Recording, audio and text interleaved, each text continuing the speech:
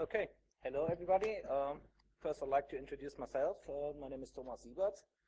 I'm manager for the System Security Research Group within the G-Data Security Labs. My talk is called Advanced Techniques in Modern Banking Trojans, and basically this is a mix of findings in banking Trojans in the last year or so, because, well, I think banking Trojans is where the money is. This is why these are the most innovative Trojans, and they are always interesting to look at. So to give you an outline of my talk, the first point is how banking Trojans operate, which is kind of an introduction. The second one is browser hijacking techniques, how they do this. Then I also would like to talk about BankGuard, which is a technique that we invented in the security labs. And the last point are some modern command and control structures that banking Trojans implemented within the last year or so. So it's pretty packed, so I have to be pretty fast. Yeah, for the first point. If you want to see what a banking Trojan does, you first have to look at what does a regular bank transfer look like. So basically, you have a client that posts some login data to a banking homepage, gets some kind of front page back, then it requests a page to start a transaction, gets back a page with a transaction. Then most banks use second factor authentication, which means that the transaction itself is authenticated. So it posts the data of the transaction, including the target account and so on, gets an authentication page and posts authentication data. Usually the first factor is to authenticate the login, which is just username, password, or account number and password. And well, yeah, the second factor authenticates the transactions itself. So usually this is done via transaction numbers or 10 numbers, index 10 numbers. I10 plus is kind of a new stuff where you also have to solve a CAPTCHA. There's also chip ton where you use your card, or SMS ton where you get the transaction number to your mobile phone. Well, what banking Trojans actually do is just to introduce a man in the middle into all of this. And what you see afterwards is basically you have a home page, a bank page. This is an example. When you log in, you get a request for transaction numbers. It says, for some security reasons, please enter, in this case, 20 transaction numbers. When you enter these transaction numbers, the evil guys have everything they need with a high chance to be able to perform a transaction of your money to their own accounts. As you can see at the top, it looks like the SSL certificate is working, so there's no indication for the user for a man-in-the-middle attack. So basically, this is a protocol manipulation, and they just introduce a manipulated front page. How does this stuff look? Basically, they inject JavaScripts into the HTML pages. So this is an example where they hide the transfers that they made, the fraudulent transfers. So you see there's a replacer array with an account name, where they change account names, account numbers, they can manipulate transfers and so on to hide fraudulent transfers. So this is how the main function looks like. You see replace main balance, replace finance status, hide transfers and so on. So this is all about manipulation. Pretty new technique is dynamic web injects. This is a two-staged attack. This means that while usually the web inject for a certain banking homepage was inside of the config for the Trojan, they changed it a little bit. So basically they just inject a minimal JavaScript, where the first stage just acts as a loader for the second stage, and the second stage is delivered based on the URL.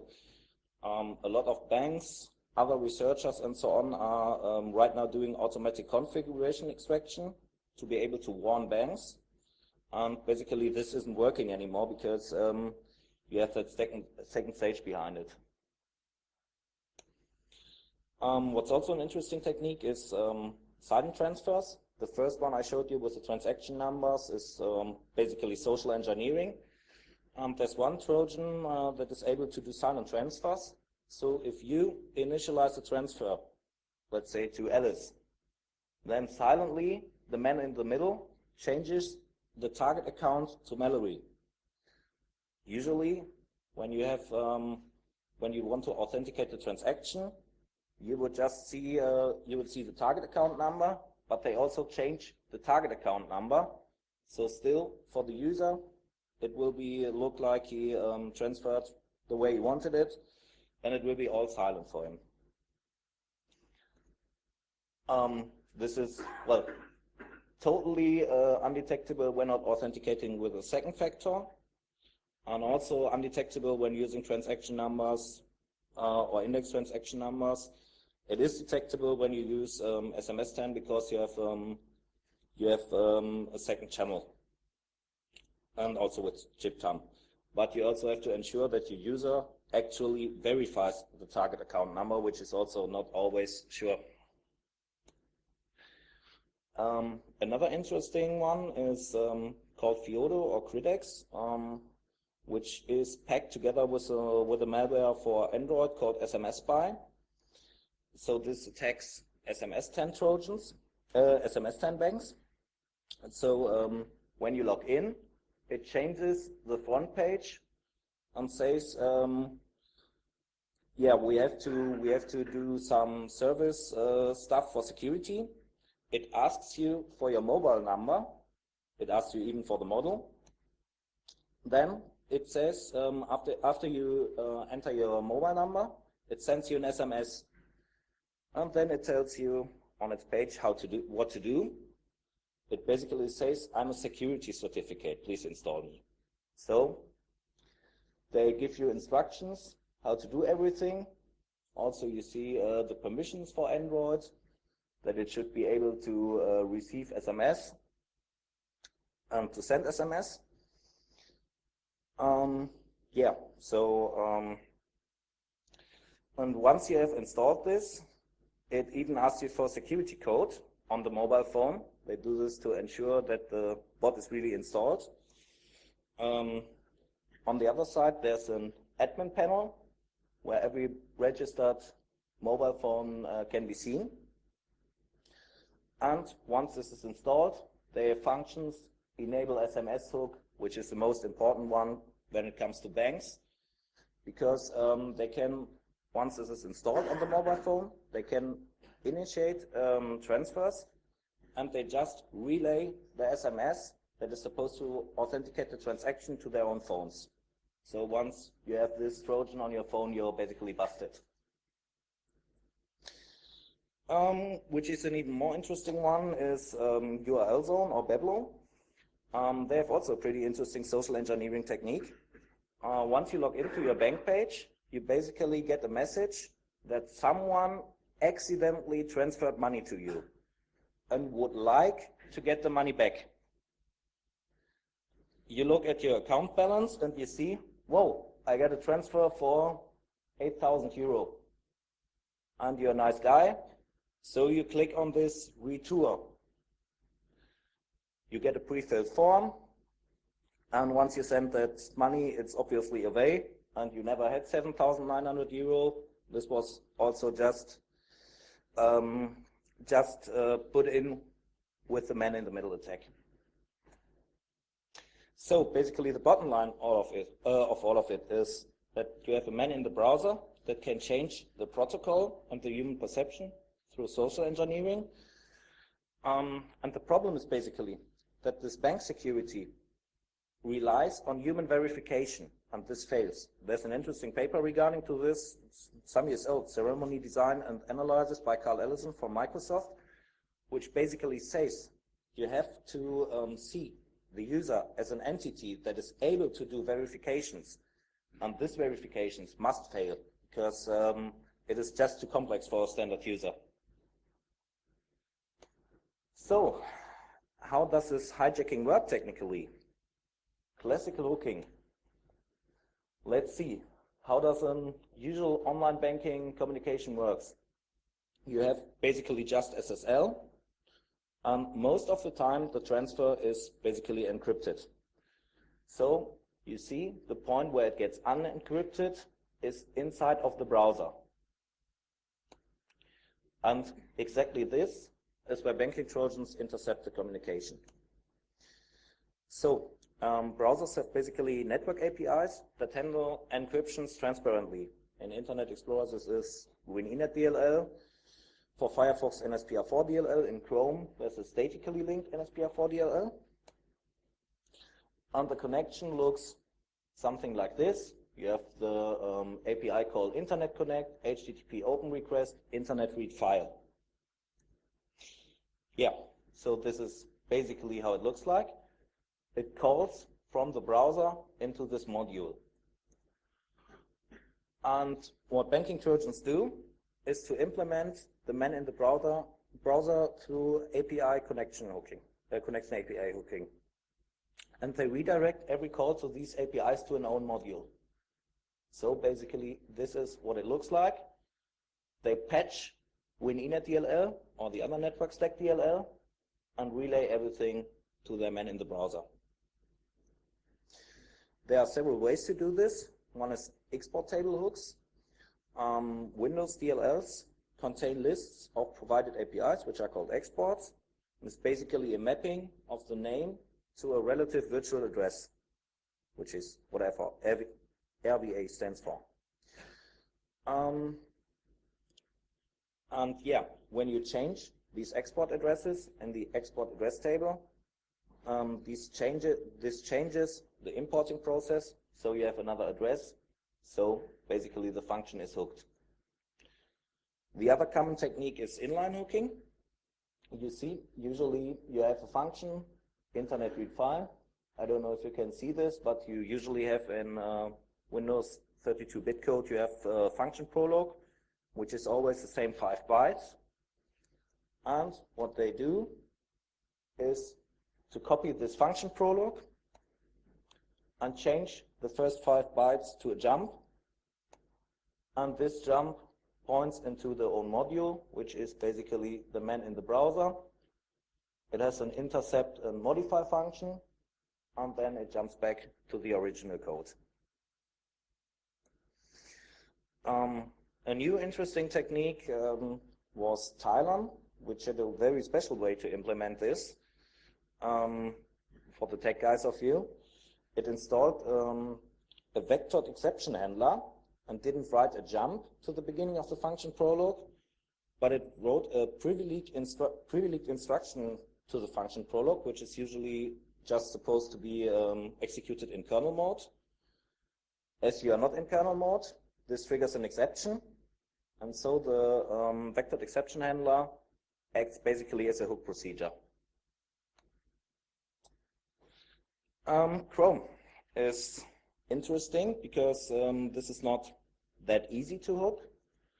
The problem is that it uses the NSPR4 DLL or library just as Firefox, but it is no DLL. There are functions like prread, prwrite, which basically read or write from or to a socket, but these functions are nowhere exported. It is compiled statically into the Chrome DLL, and Chrome DLL is a binary blob of about 100 megabyte or so. So they have somehow to identify these functions when they want to hook them. When you look into Chrome and the source code, you find a structure called PRIO methods. And in these you have function pointers, prreadfn, prwritefn, where the links to the functions are actually found. When you look further, you find there's this SSL methods, which is obviously what the banking Trojans are behind. When you look even further, you find a function called SSL setup IO methods. In this function, you find a pointer to SSL methods.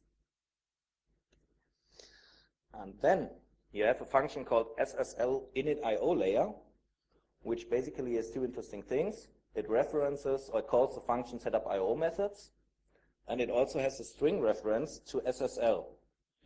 So what the guys do is basically to search for the string SSL, then they search for references to the string SSL and find this function SSL init IO layer. From this function, they can go back, identify SSL setup IO methods, and from setup IO methods, they can find SSL read and SSL write, so that what you see is just a change somewhere in function pointers. Usually, when you look at Chrome DLL, there are 3 pointers. These represent PR read, PR write, and PR close. And they hook it, so these pointers somewhere in the data section change. So this is pretty hard to detect. Yeah, another interesting thing, 64-bit, which is also quite difficult to hook. The problem is for inline hooking that you have no common function prologue. So usually it's in 32-bit. It's this move EDI, EDI, push EBP, move EBP, ESP, because yeah, that's how it was implemented.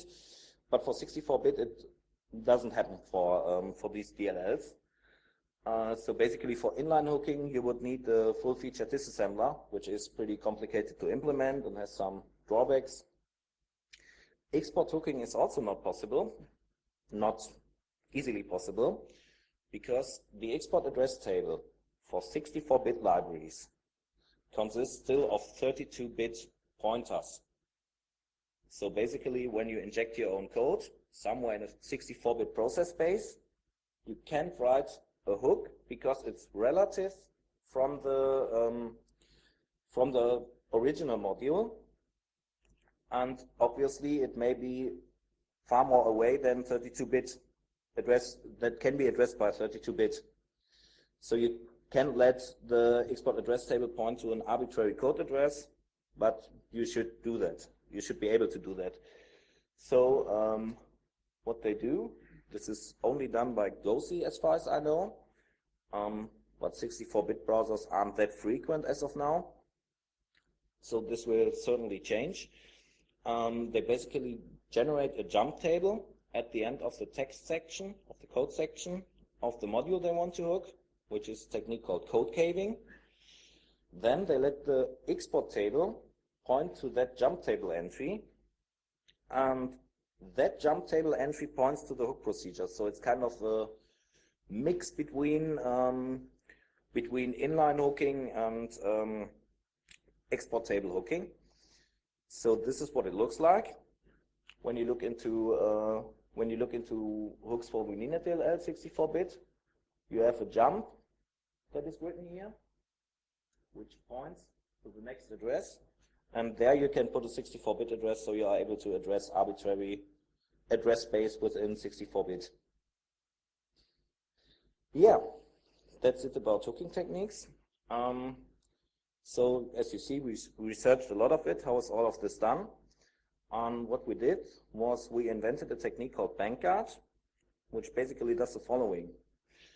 All of these changes are changes in memory of the respective network stack modules. And yeah, they implement it this way. So what we do is basically we look at the DLL that is loaded into the browser, and also look at expected copy and check if these are equal. When they are not equal, well, you have when there's a man in the browser, you have the changes to the hooks, and you can detect these are not equal. And then what we can do is to alert the user. We actually can't remove the Trojan because we never identified the Trojan binary, but we can warn the user that something fishy is going on. And what we can also do is we can restore the expected copy, which basically disconnects the man in the browser. Up to now, I don't know of any case of a banking Trojan that actually hit one of our users. So seems to work pretty good. What's also interesting is we can do fingerprinting with this technique. So we can basically extract the hook function names And every Trojan that I know of basically uses distinct function hooks. So basically we just built a 32-bit hash over the hook function names, which we can use as a fingerprint. We can use this to get telemetric data from the users to see which Trojans are infecting our users and basically passing signature detection. We can also use it in Sandbox to check every sample we get if it is a banking Trojan and what Trojan it is. So I just printed the actual telemetric data we get, which may be also interesting for you. And you see basically it's 60% Zeus and its variants.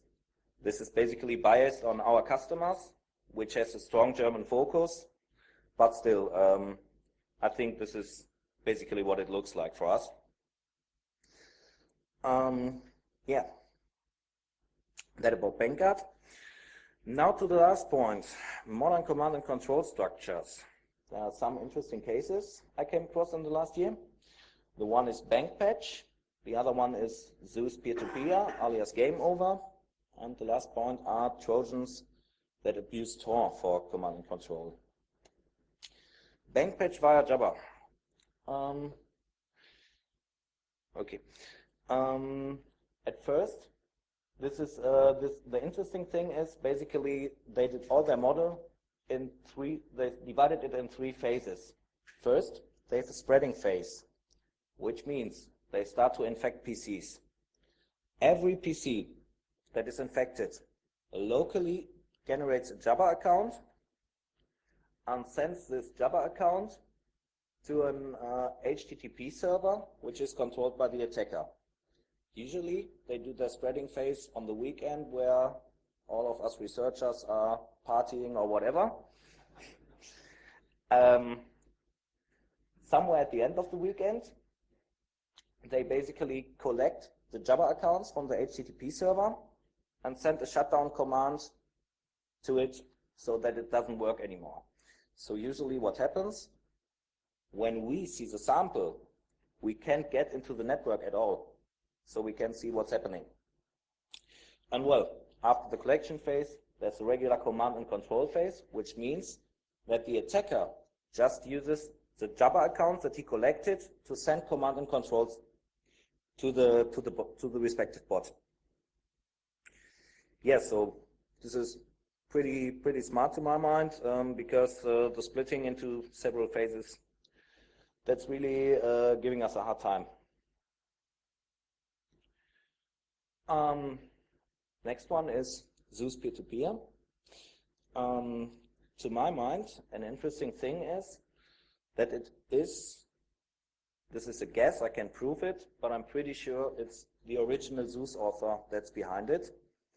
You see, when you do a bin diff between the original Zeus and game over, you see that basically 90% of the Zeus functions are in game over. And also, if you look at the changes, you see that this is someone that has a really deep understanding of the game over, of the original Zeus source code. So I think all the way that it is done, this would be only done by the original author. What is game over about? Basically, it's a peer-to-peer botnet. So every bot stores a list of some other bots. They exchange data with known bots about other bots, and they poll the known bots for new executables or new configurations. The executables and the configuration files are signed, so that you can just go into the network and inject your own stuff and take over the botnet or whatever. It also has a fallback mechanism. It has a domain generation algorithm via HTTP. And yeah, we will look at this. Probably, yeah, this just looks fancy, but you won't probably see anything. So what it does is basically it generates 16 alphabetic characters based on either Google time or Bing time or system time. They just query the time via HTTP for Google or for Bing, and if both are not available, they use system time. Put in the year, month, and week. They also generate a top-level domain based on random number. There's a 5 in 6 times chance for a .ru domain, and it alternatively use .com, .net, .org, .info, or .biz. So basically, I don't think you can sinkhole everything that's behind there, just too much. They have also another interesting thing they do. They actually route their web injects to the peer-to-peer network. This is also one of the examples, I think, that that seems to indicate that basically this should be the same author, because this is nothing anybody else would do, to my mind. They basically have a web inject, which looks pretty simple. It says there's a reference to a folder called scripts default0.js. Then they have a web fake, which basically is a rewriting rule, and they change scripts default0.js to a variable called proxy server host. And now the game over core routes proxy server host through peer-to-peer network. I think this is the stuff changing the core and so on that only would be done by the original authors. Now to the last point, Trojans that abuse Tor. Basically, in the last year, I've seen 3 things. There's a software called Torifier, which I will show you.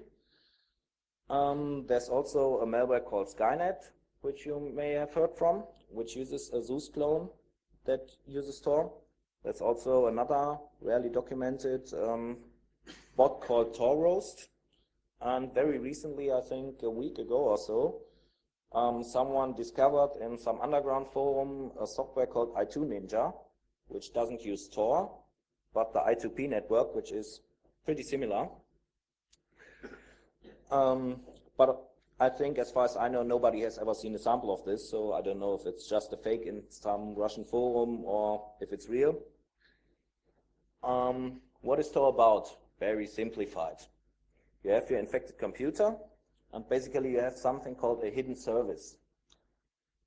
What Tor does, I will simplify this because of time, is to connect through a row of clients, and in the end, it somehow connects to the command and control server.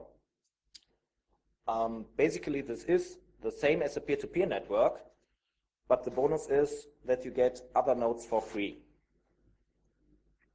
So this is the Torifier I talked about. Oops.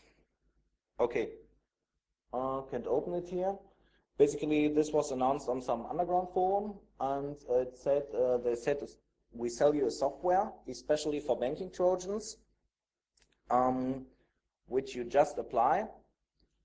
It has a local socket, which the Trojan connects to, and this proxy is used to route everything through Tor.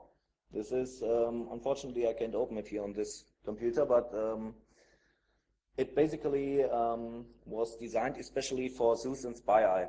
So it's a little bit older, it's 1.5 years or so, I think.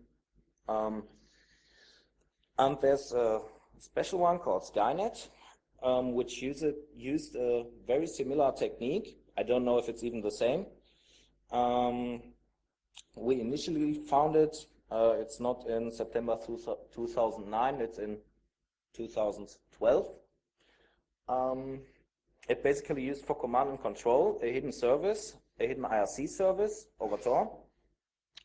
Interesting thing was the initial version had only a Bitcoin miner in it, and the target for the mined Bitcoins was sent to an HTTP server and not over Tor. So they made a very stupid mistake in the first place. This resulted in us, well, we blogged about it because this is kind of what we do, but we had to report pretty undetailed. I didn't put a name into it. I said for the sample, just contact us, but I didn't put a hash out because I didn't want to alert the guys, because at the same time we contacted the law enforcement because the domain looked like it could be a real registration with a real name in Germany. In December, another report appeared by Rapid7, Claudio Guarneri and Mark Schlösser, which included the name. Meanwhile, the Trojan had changed a little bit. They still use the same CNC with IRC over Tor. And they also had a Zeus version included, so I'm not pretty sure if this is the same one than the Storyfire that is announced, and also the Bitcoin miner via Tor, work via Tor in the meanwhile. Yeah, unfortunately, just 2 days ago or 3 days ago on Monday, the Skynet author was busted in Mannheim in Germany by the federal law agency in Germany and the GSG-9, which is the anti-terror unit.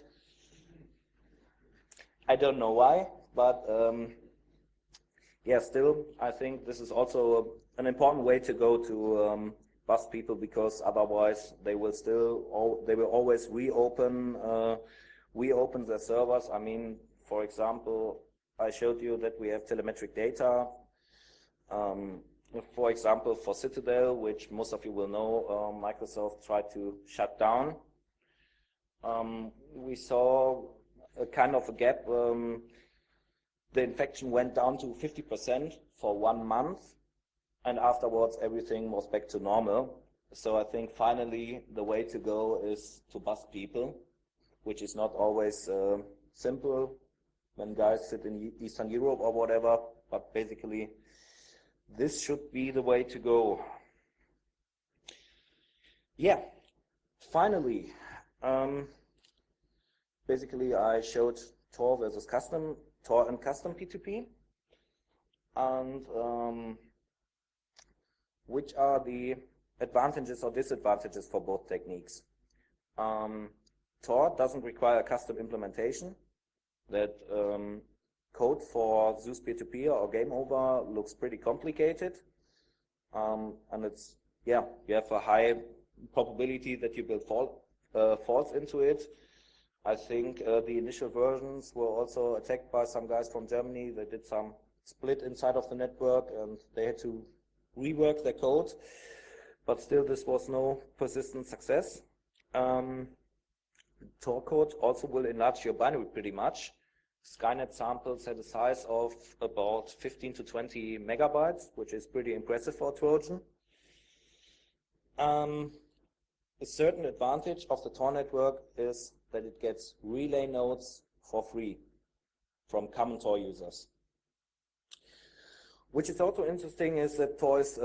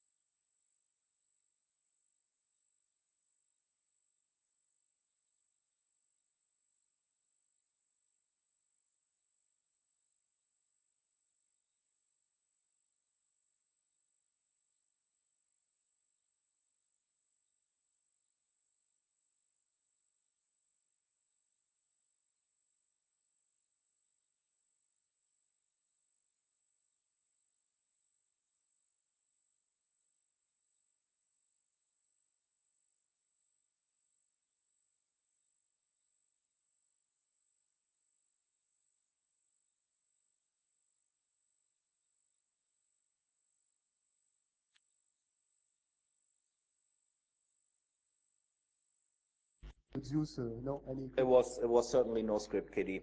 They had a Zeus source code 1.2 was released. So.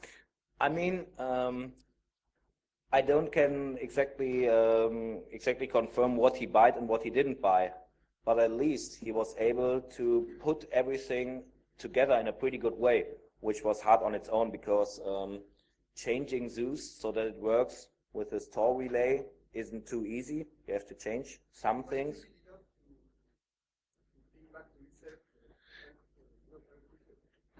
Yeah. This was. I even think that the initial spreading maybe was just a test phase, and they didn't thought this would ever go to an AV company or to any researcher. Yeah, they also had a fancy packer in it that I've also not seen before. So if they just put it together, they did it pretty smart, except of that one fault. Yes. Introduce yourself when you talk. Elmar Gerz-Padilla. I'm working for Fraunhofer FKI.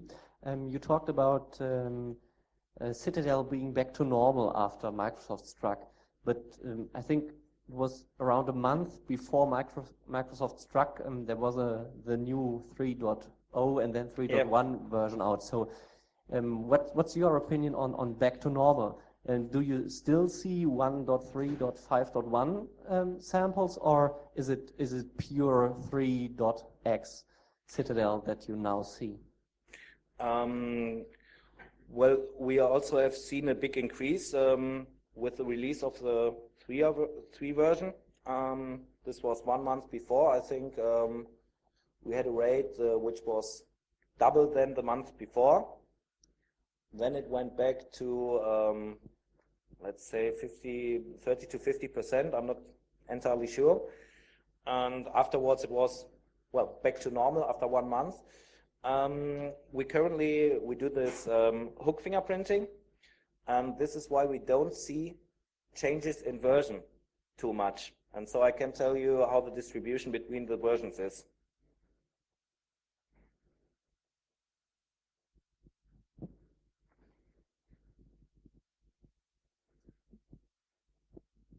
My name is Dennis. How long did it take between the original report to the law enforcement and the actual arrest? Did you have any difficulties, any challenges, submitting proof of concept? It took the initial report when we initially found this was in September 2012, and the arrest was this Monday. So basically it took its time. Basically, I don't know what exactly were the problems for the law enforcement, but it took its time. I think I can really talk about it, what their problems were. But, well, I mean, it's a pretty tough case because in the beginning, it even was a question if Bitcoin mining, this is what we initially found. We didn't find a Zeus. We just found Bitcoin mining, and Bitcoin mining is not sure to be illegal, Bitcoin mining via botnets, because well, it may be computer manipulation. There's a law in Germany against this. But what else will you charge the guys for? It's in Germany there's a law for stealing electrical power. We thought maybe this could be applied, but then we found out the German law explicitly says stealing electrical power just refers to physical stealing. So, and this wasn't what they were doing. So this was the first problem, and after some months we found the Zeus stuff, which made things easier, but then still, it takes its time. Okay, thank you, Thomas. Thank you.